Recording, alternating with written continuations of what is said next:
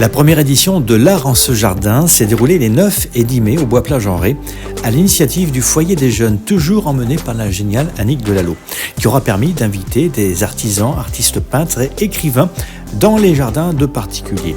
Un moment de convivialité, de découverte et d'échange qu'Île-de-Ré TV a voulu immortaliser. Pour ce faire, nous avons poussé les portes des jardins de Nicole Renaudin afin d'y rencontrer des créatrices à l'image d'Evelyne Monnier, artiste peintre, et d'Aurélia, venue du continent pour parler de tissus, de ces tissus. Et puis, nous ne pouvions pas évoquer cette première édition de l'Art en ce jardin sans interviewer la responsable du projet que toute l'Île-de-Ré connaît bien, Annick Delalot, très investie, vous savez, dans le monde associatif. Elle nous explique comment lui est venue l'idée de mettre sur pied ce rendez-vous artistique. J'ai été me promener à Nieul-sur-Mer, où ils organisent ce jardin d'artistes. Et je trouvais que comme j'organisais les vides garages dans le Bois-Plage depuis à peu près 5-6 ans, je trouvais rigolo de pouvoir partager et de visiter les jardins avec les artistes. Et j'ai voulu justement trouver des artistes locaux, mais pas spécialement l'Île-de-Ré. C'est-à-dire qu'on a des artistes de tout le département et avec des peintres, des sculpteurs. On a vraiment, c'est très hétéroclite. Evelyne Monnier est une femme au grand cœur et à la créativité fertile. Elle peint des aquarelles qui suggèrent la nature dans tous ses états, et en particulier les arbres, car Evelyne est une adepte de la sylvothérapie, une médecine non conventionnelle qui repose sur l'idée qu'être dans une forêt ou à proximité d'arbres aurait un effet bénéfique sur le bien-être et la santé. Evelyne peint des aquarelles et crée des tableaux avec des morceaux de verre ramassés sur les plages rétaises pour en faire, devinez quoi, des arbres. Pour moi, la nature, c'est primordial, j'en ai besoin. J'ai fui Paris à cause de ça. Je suis une amoureuse de l'Île-de-Ré depuis que je suis toute petite fille. Et donc, c'est absolument génial de peindre la nature et de peindre dans la nature, parce que j'avais envie de parler de Van Gogh, qui peignait très bien dans la nature. Et on peint beaucoup mieux dehors, avec tous les éléments, comme tu disais, les odeurs, le bruit du vent, les petits bruits qui sont autour. Et on est complètement imprégné par l'environnement et c'est très inspirant. Et dans la nature, qu'est-ce que tu aimes le plus? Qu'est-ce qui te touche le plus? Les arbres. Et je suis non seulement attirée par le fait de peindre des arbres, mais depuis longtemps, je pratique la sylvothérapie et je capte l'énergie des arbres. Voilà. Et qu'est-ce que tu en fais de cette énergie? Qu'est-ce que ça t'apporte? Mais les énergies de l'arbre nous apportent de la force, de l'énergie, nous permettent de nous concentrer un moment justement dans la nature avec des éléments de la nature et de ne pas penser au reste. Alors qu'est-ce que tu tiens entre les mains? Mais je tiens un collage fait avec des morceaux de verre ramassés sur le littoral. Et c'est ma dernière passion, j'en fais beaucoup. Et je trouve ça génial. Il y a des petits morceaux qui peuvent dater de plusieurs centaines d'années. Et je suis en lien sur Facebook avec des gens qui sont en Australie, en Angleterre, en Écosse et aux États-Unis. Et ils sont tous fans de ça, ils font beaucoup de choses avec. J'ai fait une coupe de champagne, je fais des boîtes, des petits cœurs, enfin toutes sortes d'objets comme ça. Et c'est bien moins pire que le plastique, les morceaux de verre, c'est pas polluant.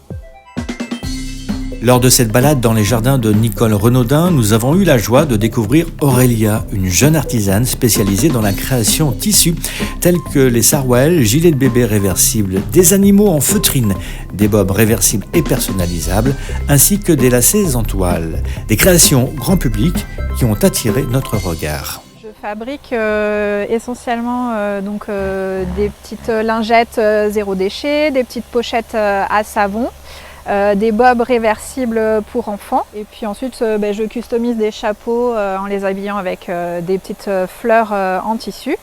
Et là, pour cet été, je viens de créer des lacets Liberty en tissu pour adultes et pour enfants, pour égayer un petit peu les baskets. propose aussi les chaussettes qui viennent de l'île d'Oléron. C'est un jeune créateur qui a imaginé ce concept. Donc ce sont des chaussettes qui sont composées à 84% de coton. Et ce qui est sympa, c'est qu'elles sont basées sur le principe du mix and match. Donc c'est-à-dire qu'il y a une association de motifs et de couleurs. Et donc en achetant 2 paires, on peut porter sur un pied un motif et sur l'autre pied un deuxième motif. Et puis bien sûr, en fait, il met en avant des motifs marins. Vous avez le phare de Chassiron, vous avez les huîtres, les moules, voilà, des produits locaux qu'on peut retrouver en Charente-Maritime. Et pour les bobs, je fais donc aussi des créations à la commande, ce qui permet aux gens de choisir leur propre tissu. Et ce qui est bien, c'est qu'on peut, en fait, choisir un tissu pour le bandeau du bob, choisir un autre tissu pour le dessus, soit faire un rappel du tissu après de l'autre côté, ou on peut partir carrément sur un autre motif si on a envie que ce soit vraiment 2 chapeaux dans une même version. Avec l'art en ce jardin, Annick Delallot souhaite faire de ce rendez-vous un moment unique et incontournable pour la population. Car ce projet mêle art et artisanat à la nature. Et la combinaison des deux permet de vous faire voir, sentir, goûter, ressentir, toucher, entendre ces beautés terrestres. Le jardin, qui est à cette époque de l'année au mieux de sa forme, sert d'écrin vivant à la présentation de nombreuses œuvres d'art ou d'artisanat dans un cadre champêtre, bucolique et convivial. Merci donc à Annick pour cette première édition qui s'est déroulée dans des conditions optimales. On attend avec impatience la suite en 2025 qui comptera, j'en suis sûr, encore plus de participants. Pour les années à venir, puisque là c'était une première, c'est que ce soit très réussi. Donc on a le temps avec nous, c'est déjà extraordinaire.